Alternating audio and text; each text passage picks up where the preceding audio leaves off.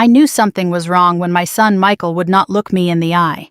He stood in my front hallway 3 days after his father's funeral wearing a navy blazer Robert had bought him for his 40th birthday. Beside him, my daughter-in-law Ashley held a leather folder against her chest, like it contained something precious or dangerous. Behind them stood a man I had never met before. Gray suit, polished shoes, thin smile. "Mom," Michael said, clearing his throat, "we brought someone who can help us get through the legal part." The legal part. My husband had been buried less than 72 hours earlier.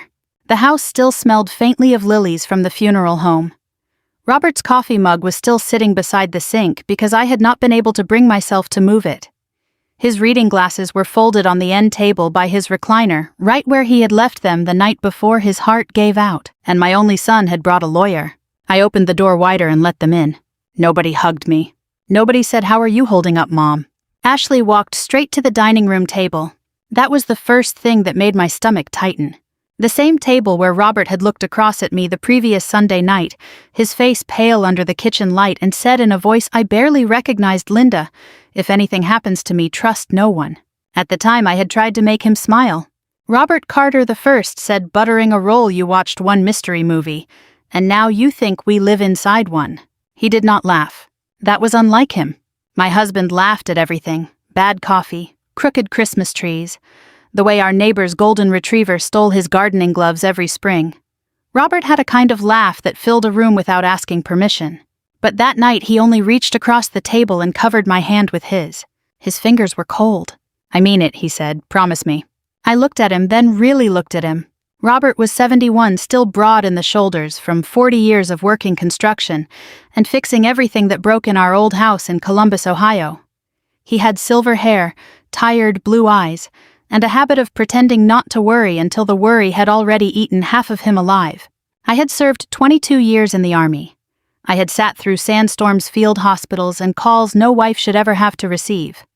I knew fear when I saw it. Robert was afraid. Afraid of what I asked. He glanced toward the hallway, though no one else was in the house. Then he said something even stranger. "Read everything yourself. Every page. Even if it comes from someone you love." Now, 3 days later, I sat at that same dining room table while a stranger placed a stack of documents in front of me. "My name is Harold Whitman," the lawyer said. "I represent your son and daughter-in-law in a family financial matter." I slowly turned my head toward Michael. "Represent them." Michael shifted in his chair. Ashley answered for him. She always did when money was involved. "We just want to make sure everything is handled smoothly," she said. "No confusion, no unnecessary delays." Her voice was soft, but her eyes were not. I looked at the folder. "What exactly is being handled?" Harold opened it. "There are certain assets that were transferred prior to Mr. Carter's death," he said. "The goal today is to confirm your understanding and avoid future disputes." My understanding. Those 2 words landed cold. I had heard men use polite language to cover ugly intentions before. In the military, people called retreat strategic repositioning. In family life, people called pressure concern. I folded my hands on the table. "I'm listening." Harold slid the first document toward me. I did not touch it. The top page showed Robert's name, Michael's name, and several account numbers. There were signatures near the bottom. One looked like Robert's. "Almost." My son finally spoke. "Dad wanted things simple, Mom." I looked at him. "When did he tell you that?" Michael swallowed. "A while ago." "How long is a while?" Ashley leaned forward. "Linda, this is hard on everyone." That was when I felt the old Army stillness settle over me. It had been years since I wore the uniform every day, but some habits never leave. When something is wrong, you do not panic. You observe, you breathe, you let people keep talking. So I let them. Harold explained that Robert had supposedly agreed to move a portion of our savings into a family investment vehicle managed through Michael and Ashley's business. He explained that certain property decisions had been made to protect the family. He explained that my signature might be needed to finalize remaining transitions. He used clean words. But clean words do not make dirty things honest. I asked one question. "Where is Robert's original will?" The room went quiet. Ashley glanced at Michael. Michael looked at the floor. Harold adjusted his glasses. "We have a copy of the most recent estate documents." That is not what I asked. For the first time, Ashley's face tightened. "Linda," she said, "you're grieving. Maybe this isn't the best moment to become suspicious." I turned to her slowly. "My husband told me to become suspicious." Michael's head snapped up. There it was. Fear. Not grief, not confusion. Fear. I stood and walked to the sideboard where Robert kept the old wooden box he used for receipt stamps and things he swore he would organize next weekend. My hands did not shake as I opened the drawer beneath it. Inside was the small brass key Robert had taped under the back corner 3 years earlier after I scolded him for hiding spare keys like a burglar in his own home. Only this key had a paper tag tied to it. I had not noticed it before. On the tag in Robert's handwriting were 3 words. For Linda only. Behind me, Ashley said sharply, "What is that?" I closed my fingers around the key. Then I looked at my son, my daughter-in-law, and the lawyer they had brought into my grieving house. For the first time since Robert died, I did not feel weak. I felt awake. "Whatever this is," I said quietly, "we are not handling it today." Harold began to object. I raised one hand. 22 years in the Army teaches a woman many things, but one of the most useful is how to make a room understand when a conversation is over. "Please leave," I said. Michael stood slowly. His eyes were red now, but I could not tell whether it was sorrow, shame, or fear of being caught. "Mom," he whispered, "don't make this worse." I looked at him, and for a second I saw the boy who used to run across this same dining room in socks carrying toy soldiers and asking his father to build forts from couch cushions. Then I saw the man who had brought a lawyer before bringing me comfort. "You already did," I said. After they left, the house became so quiet I could hear the refrigerator humming in the kitchen. I sat alone at the dining room table holding Robert's key in my palm. The last thing my husband had said to me no longer sounded dramatic. It sounded like instructions. And somewhere in this house, or maybe in a bank vault, or maybe in a place only Robert had thought to protect, there was a truth my son and his wife were terrified I would find. I barely slept that night. The brass key sat on my nightstand beside a framed photograph of Robert and me taken 20 years earlier. We were standing in front of our first camper, both sunburned, both smiling, both convinced life would somehow get easier once we got older. It didn't. It simply became different. Around 3 in the morning, I got out of bed and walked through the house. Every room felt unfinished. Robert's jacket still hung by the back door. His boots still sat on the mat. His favorite chair still faced the television. Grief has a strange way of making ordinary objects feel louder than people. I made coffee before sunrise and carried the mug to the back porch. That was where Robert and I had spent countless mornings over the years. We had built a good life, not a wealthy one. A good one. There is a difference. The house wasn't fancy, the furniture didn't match, the deck needed repairs every spring. But everything we owned had a story. The dining room table had survived 3 moves. The china cabinet belonged to Robert's mother. The old pickup in the garage had more than 200,000 miles on it. Nothing about our life suggested secrets. At least that's what I had believed. As the sun rose over the neighborhood, I found myself replaying the last year of Robert's life. The warning at dinner hadn't appeared out of nowhere. There had been signs. Small signs. The kind most wives ignore because they trust the people they love. About 8 months earlier, Robert had started asking unusual questions. "Have you looked at our retirement accounts lately?" I remember laughing. "No, that's your department." For 40 years, Robert handled the bills. Not because he controlled the money, because he enjoyed organizing things. He paid every bill on time, balanced every statement, saved every receipt. Meanwhile, I preferred fixing fences, changing oil, and repairing broken appliances. It worked for us, until suddenly it didn't. "I think you should start looking," he had said. "Why?" "Just because." That answer annoyed me. Robert hated vague answers. The fact that he was giving one should have caught my attention. It didn't. A few weeks later, he asked another strange question.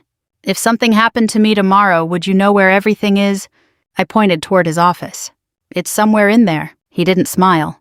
Again, I missed the warning. Looking back, I realized how often he had tried to prepare me. Not for his death. For something else. Something he wasn't ready to say out loud. The first person who noticed changes in Robert wasn't me. It was our neighbor, Frank. About 6 months before Robert died, Frank stopped by while Robert and I were working in the garage. After Frank left, Robert stood staring at the driveway. "What?" I asked. Frank said Michael called him. That seemed harmless. So, Robert frowned. He asked questions about property values. I shrugged. "Maybe he's curious." Robert didn't answer. At the time, Michael and Ashley were struggling financially. They lived in Cincinnati, about 2 hours away. Ashley ran a small online marketing business. Michael worked in commercial real estate. Neither job was bad. Neither paid poorly. Yet they always seemed short on money. Every family gathering somehow ended with a conversation about finances. The cost of private school. The cost of vacations. The cost of renovations. The cost of investments that hadn't worked out. Robert listened quietly. I usually reached for dessert. One Thanksgiving, I noticed Ashley wandering through our house with her phone. She wasn't taking family pictures. She seemed to be photographing rooms. When I asked why, she smiled. "I love your decorating style." That was funny because our decorating style was 20 years out of date. Later that night, Robert asked if I had noticed. Noticed what? The pictures. I laughed. "You're becoming paranoid." He didn't laugh back. That memory hurt now. Because he wasn't paranoid. He was paying attention. Several months later, another strange thing happened. Robert was searching for paperwork related to one of our savings accounts. The file was missing. Completely missing. We searched every drawer in the office. Nothing. 3 days later, the file suddenly reappeared. In the correct cabinet. Exactly where it should have been. Robert stood holding it with an expression I couldn't understand. "See," I said, "we overlooked it." He stared at the folder. "No."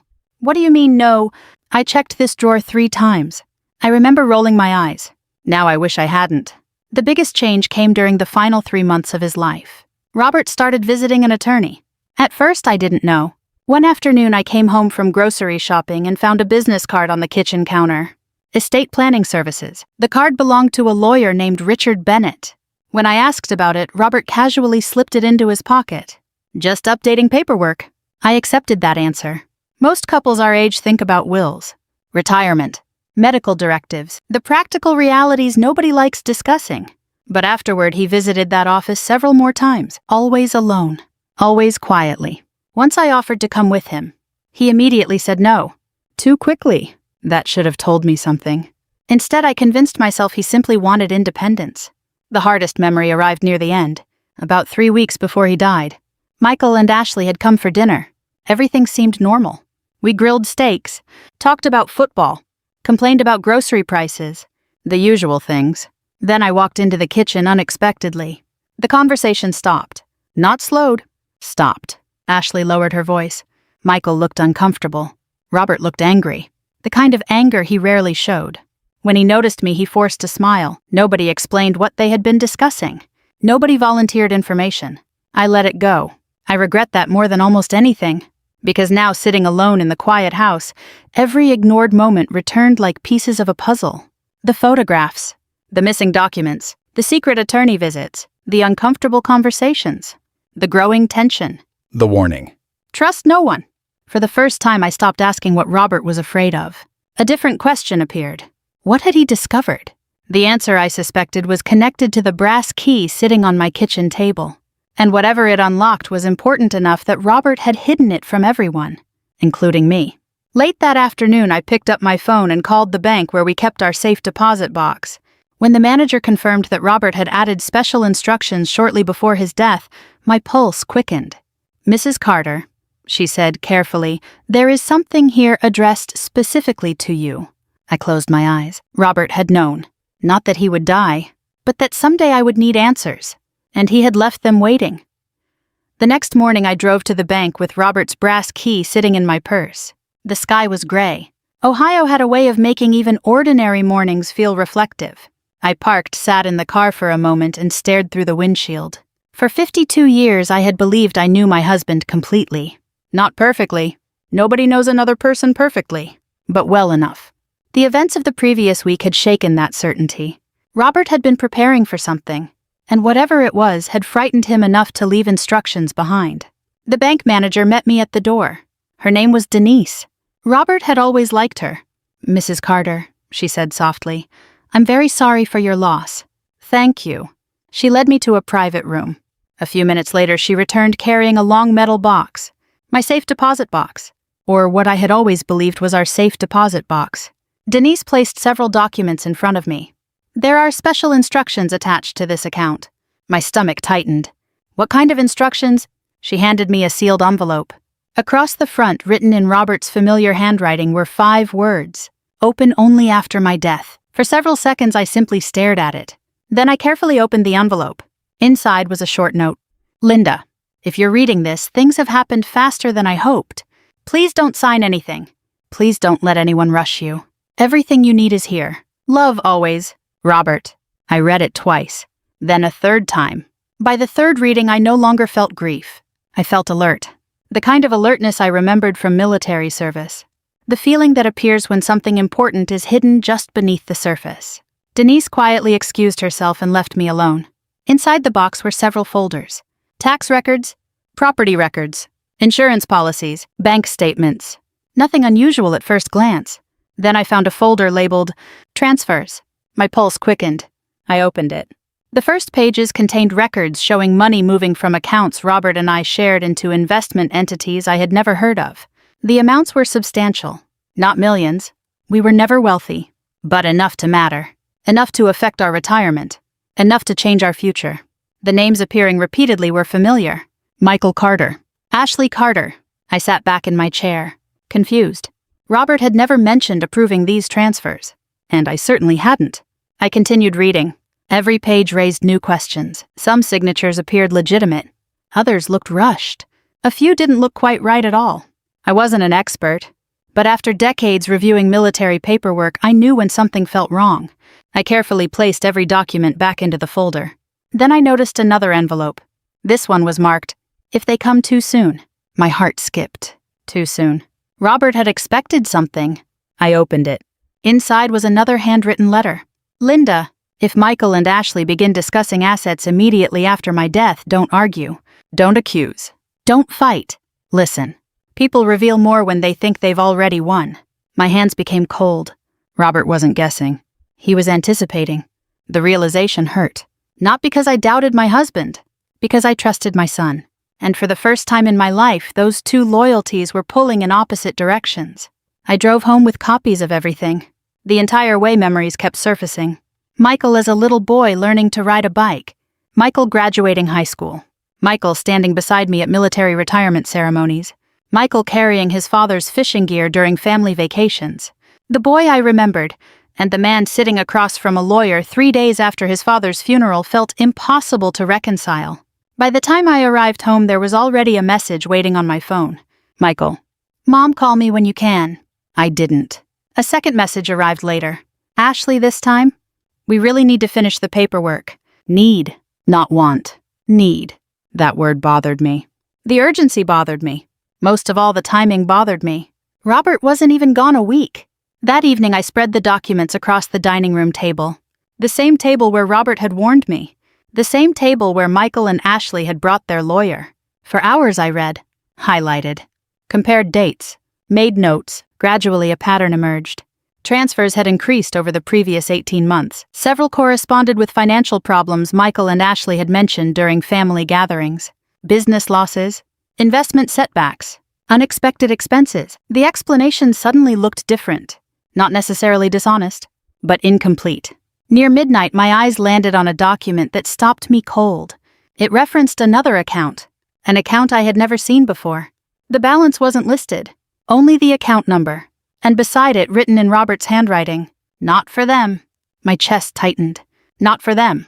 Who? Michael and Ashley. Someone else. I searched the remaining folders. Eventually, I found a second note attached to a trust document. This one contained only a single sentence. The children deserve protection from adult mistakes.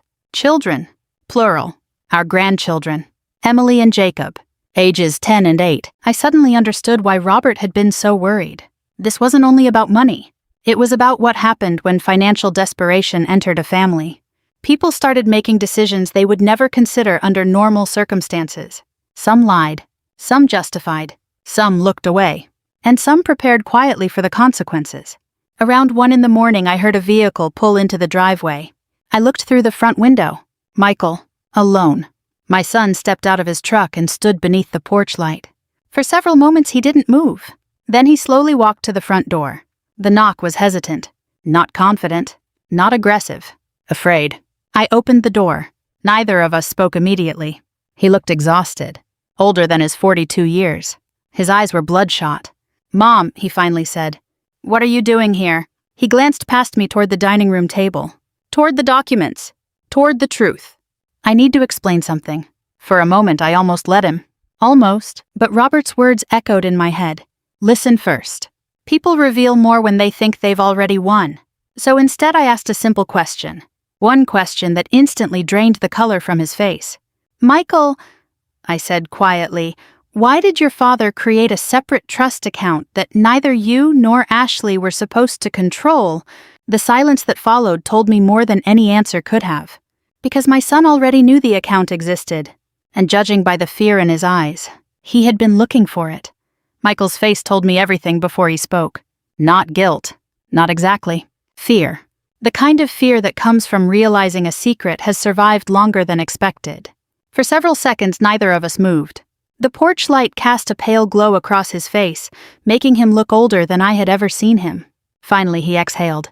"Dad told you about it?" "No." "Then how do you know?" I stepped aside. "Come in." He entered slowly. His eyes immediately found the documents spread across the dining room table. The folders, the notes, the copies from the safe deposit box. I watched him recognize them one by one. His shoulders dropped. He knew exactly what he was looking at.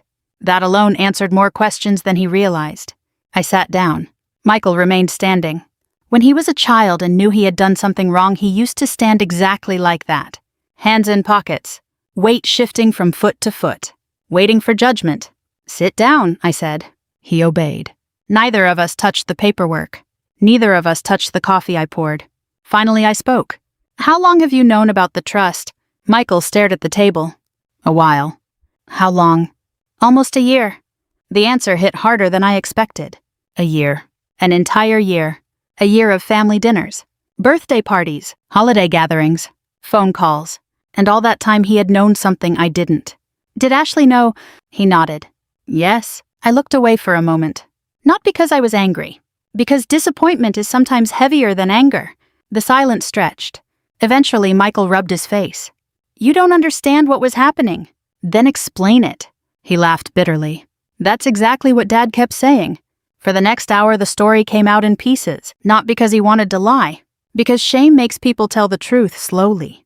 3 years earlier, Michael and Ashley had invested heavily in a commercial property project. The development looked promising. Everyone involved expected substantial returns. Instead, the market shifted. Construction costs exploded. Interest rates climbed. Investors pulled out. The project collapsed.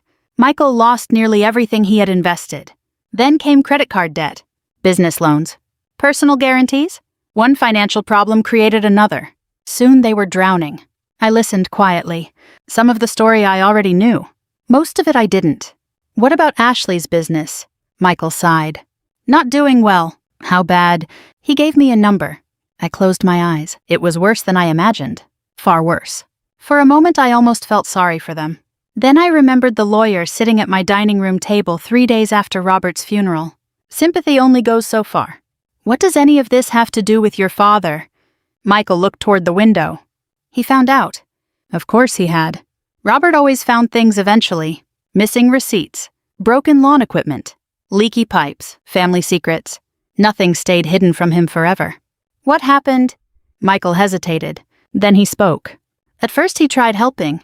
That sounded exactly like Robert. Too generous for his own good. Too willing to carry other people's burdens, Michael continued. The first time Robert paid off a short-term business loan. The second time he covered a large tax obligation. The third time he helped prevent foreclosure on a commercial property. Each time Michael promised things would improve. Each time new problems appeared. I wasn't surprised. What shocked me was what came next. Dad started asking questions. About what? Where the money was going. I leaned forward. And Michael swallowed. A lot of it wasn't where he thought. The room became very quiet, not because of what he said, because of what he didn't. I already knew who he was talking about. Ashley. Not necessarily theft. Not necessarily fraud. But decisions. Bad decisions. Expensive decisions. Hidden decisions. Robert must have discovered them. The realization fit too many pieces together. The photographs. The missing files. The secret meetings with attorneys. The warnings. The growing tension. Suddenly a memory surfaced. About a year before Robert died, Ashley had insisted on hosting Thanksgiving. At some point during the evening, Robert and Ashley disappeared into the kitchen for nearly 20 minutes. When they returned, both looked furious. Nobody explained why. At the time, I ignored it. Now I knew better. What happened between Dad and Ashley? Michael stared at his hands. He confronted her. About money. That single word carried an entire history. I nodded slowly. Did she lie to him? Michael didn't answer. That answer was enough. Around midnight, he finally stood to leave. At the door, he stopped. Mom. Yes, Dad wasn't trying to punish us. I believed that. Robert wasn't vindictive. Never had been. What was he trying to do? Michael's voice cracked. Protect the kids. After he left, I returned to the dining room table. For the first time, I opened the final folder from the safe deposit box. I had saved it for last because Robert's handwriting covered the front. For Linda only. Inside was a thick envelope. A trust agreement. Copies of account records. Several handwritten pages, and one sealed letter. The trust documents confirmed my suspicion. Robert had created a protected account for Emily and Jacob, our grandchildren. The funds could not be accessed by Michael. Could not be accessed by Ashley. Could not be borrowed against. Could not be redirected. The money would remain untouched until the children reached adulthood. I smiled despite everything. That was Robert. Even in conflict, he thought about the next generation. Then I opened the handwritten pages. They were notes, not accusations, not emotional outbursts, just facts, dates, conversations, transactions, observations. Robert had documented everything. Carefully, patiently, methodically. As I turned the pages, one entry stopped me cold. I read it twice, then a third time. My pulse began to race. Because 6 months before his death, Robert had discovered something neither Michael nor Ashley knew he had found. Something connected to a hidden account. Something connected to missing money. And judging by his notes, someone else besides Robert knew the truth. Someone who had never spoken up. Someone who was finally about to become very important. I didn't sleep at all that night. Robert's handwritten notes sat spread across the dining room table, while the rest of the house remained silent. Around 2 a.m, I finally reached the page that explained everything. And when I did, I understood why he had been so careful. The name at the top of the page was familiar. Susan Reynolds, our accountant. Susan had handled our taxes for nearly 15 years. She wasn't family. She wasn't a close friend. But she was one of the few people who had seen every corner of our financial life. According to Robert's notes, she had contacted him privately 6 months before his death. Not because she wanted to. Because something had bothered her. A transaction, then another, then a third. Nothing illegal, nothing dramatic, but unusual. Money moved through accounts in ways that made no sense. Documentation appeared incomplete. Explanations changed depending on who was asking. The more Susan reviewed the records, the more uncomfortable she became.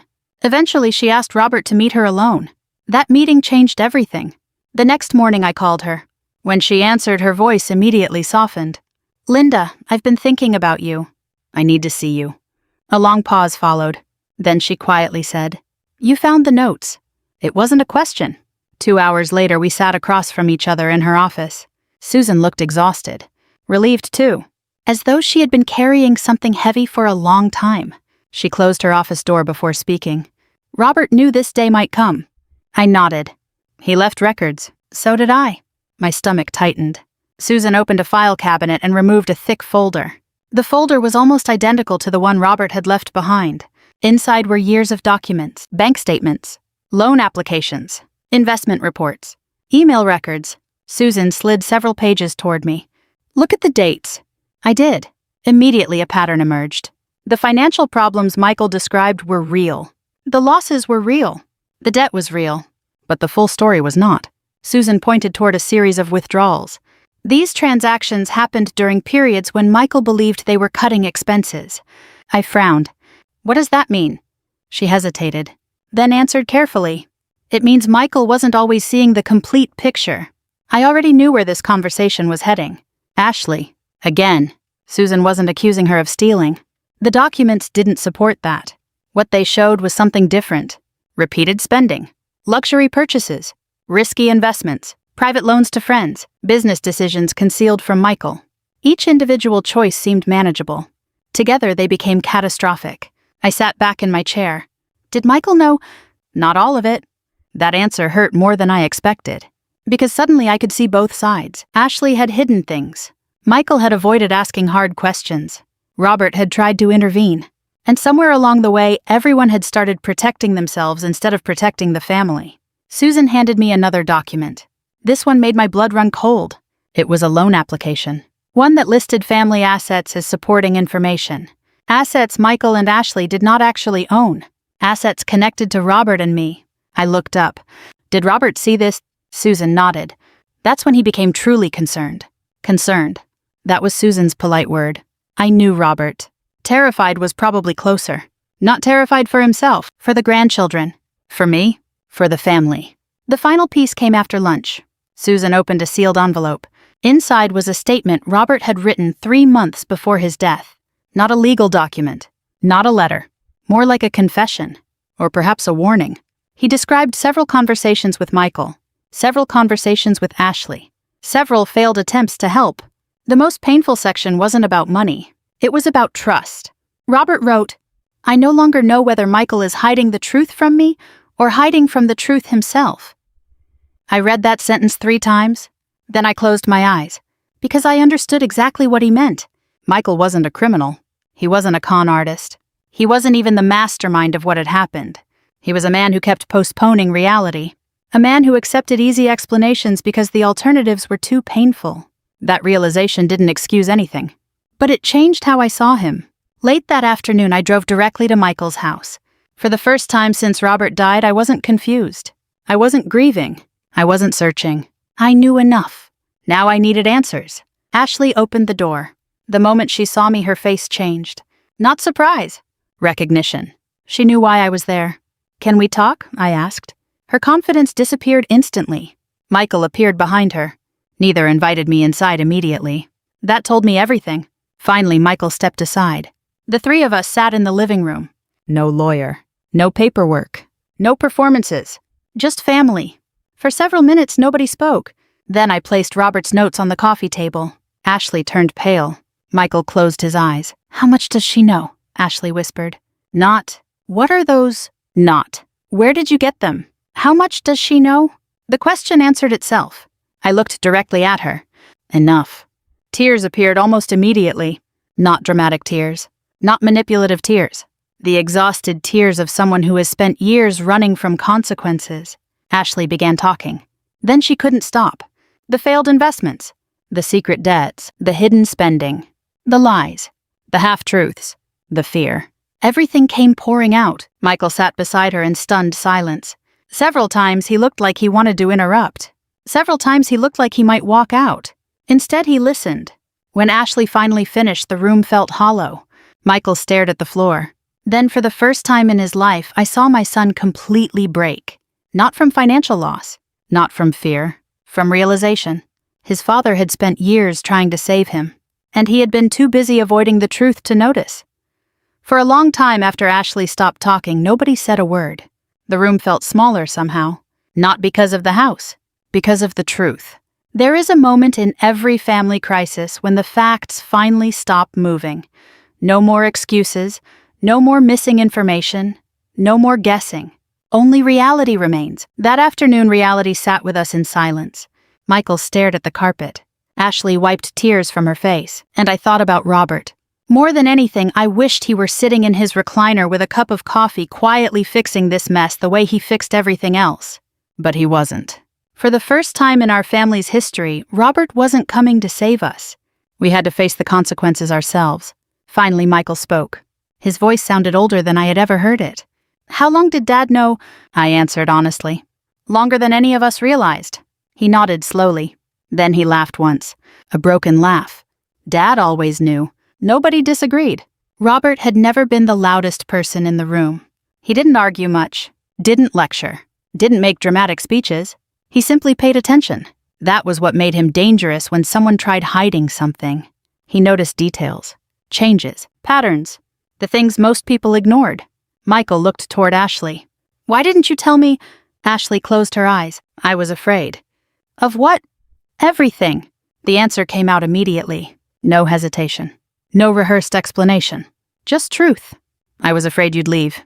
The room became quiet again. Ashley wasn't talking about money anymore. She was talking about fear. Fear of failure. Fear of disappointment. Fear of losing the life she wanted. Fear of becoming the person she never intended to become. I watched my son absorb her words. Part of him looked angry. Part of him looked heartbroken. Most of all, he looked tired. Tired of carrying questions without answers. Tired of pretending everything was fine. Tired of defending things he didn't fully understand. I understood that feeling. Military service teaches you something important. People rarely collapse because of one bad day.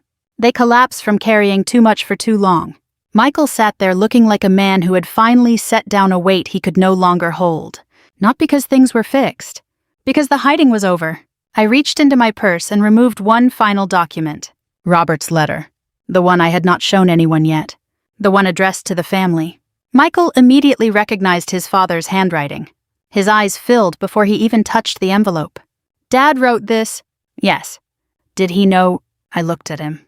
Your father knew enough. Nobody moved. Nobody rushed.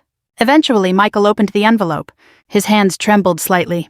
Then he began reading aloud. The room fell silent. If you're reading this, then something has happened that I hoped could be avoided. Before anything else, I want you to remember something. Families don't fall apart because of money. They fall apart because people stop telling each other the truth. Money is only the excuse.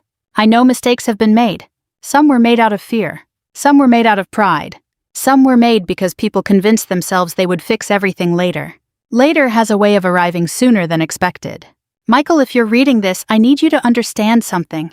I never stopped believing in you. Not once. Even when I was disappointed. Even when I was frustrated. Even when I knew you weren't telling me everything. I believed you could still choose differently. Ashley, if you're reading this, I know you love this family. People don't usually make desperate decisions because they don't care. They make them because they care so much they're afraid of losing everything. Fear can make good people do foolish things. Linda, if you're reading this, I already know you'll be angry. You always were the stronger one. But strength isn't measured by what we can destroy. It's measured by what we can rebuild. And finally, protect the children, not from each other, from repeating our mistakes. Love them more than your pride. Tell them the truth sooner than we did. And remember that forgiveness doesn't erase responsibility. It simply allows healing to begin. Love, Robert. When Michael finished reading, nobody spoke. Ashley was crying openly. I felt tears in my own eyes. Not because the letter was dramatic, because it sounded exactly like Robert. Practical, honest, quiet. The man had spent his final months preparing for a conversation he knew he might never witness, and somehow he was still guiding us. Even now, Michael folded the letter carefully. Then he looked at me. For the first time since the funeral, I saw not a 42-year-old businessman. I saw my son. The boy who once climbed onto my lap after nightmares. The teenager who called home from college because he didn't know how to cook a turkey. The young father who cried when Emily was born. Mom, he whispered, I'm sorry. I believed him. That surprised me. Not because he deserved immediate forgiveness. Because regret had finally replaced defensiveness. There was a difference. A huge difference. Ashley looked at me next. I don't expect you to forgive me. No, I said softly. You shouldn't. Her shoulders slumped. Then I continued. But forgiveness isn't the first thing we're discussing. Both looked confused. I leaned forward. Responsibility comes first. Neither argued. Good. Because Robert had been right. Forgiveness without accountability solves nothing. Over the next 2 hours we made decisions. Real decisions. The kind adults should have made years earlier. Financial records would be reviewed completely. Assets would be corrected where possible. Debts would be addressed honestly. The trust for Emily and Jacob would remain untouched. No shortcuts. No secret arrangements. No hidden obligations. Everything would happen in daylight. By the time evening arrived, something had changed. Not fixed. Changed. The lies were gone. The pretending was gone. The silence was gone. For the first time in years, this family was finally looking directly at the truth. And strangely enough, that felt like the beginning of hope. The first family dinner after everything came out happened nearly 6 months later. Not 6 days. Not 6 weeks. 6 months. Healing takes longer than most people want, especially when trust has been broken. The dining room looked almost exactly the same. The same wooden table. The same china cabinet. The same old grandfather clock ticking in the corner. But one chair remained empty. Robert's chair. None of us had discussed it. None of us needed to. Some absences become permanent members of a family. Emily and Jacob were the first to arrive. The children ran into the house carrying backpacks and talking over each other. Neither seemed interested in financial disputes, trust accounts, or family mistakes. They cared about cookies, board games, and whether Grandma still kept ice cream hidden in the freezer. Some things never change. I was grateful for that.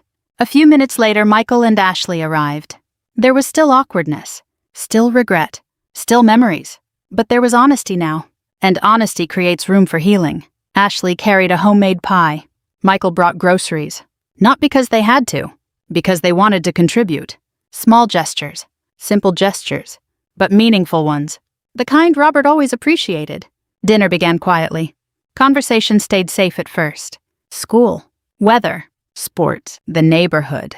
Normal things, healthy things. For years, our family had hidden difficult truths behind ordinary conversations. This time, ordinary conversation felt different, because there was nothing left to hide. At one point, Emily looked around the table, then toward Robert's empty chair.